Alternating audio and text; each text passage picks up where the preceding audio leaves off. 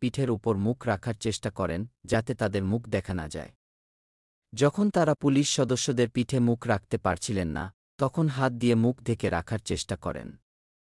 এ সময় সাধারণ মানুষসহ আইনজীবীরা বৈষম্যবিরোধী ছাত্র আন্দোলনের সম্মিলিত বেসরকারি বিশ্ববিদ্যালয় শাখার সাবেক যুগ্ম আহ্বায়ক আব্দুর রাজ্জাকের উদ্দেশ্যে সমস্বরে বলতে থাকেন, এই চাঁদাবাজ, এই চাঁদাবাজ। রাজ্জাকসহ অন্যরা যখন নিজেদের মুখ থেকে রাখার চেষ্টা করছিলেন, তখন কয়েকজন আইনজীবী একযোগে তাদের উদ্দেশ্যে বলতে থাকেন, এই মুখ ঢেকে রাখিস কেন?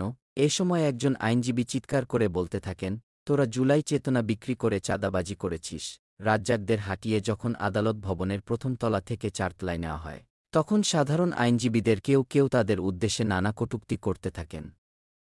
ঢাকার সিএমএম আদালতের চারতলায় যখন পুলিশ রাজ্জাকদের কাঠগড়ায় নিয়ে যায়, তখনও ৩-০ থেকে ৪-০ জন আইনজীবী আব্দুর রাজ্জাকসহ ৪ জনের দৃষ্টান্তমূলক শাস্তি দাবি করে স্লোগান দিতে থাকেন।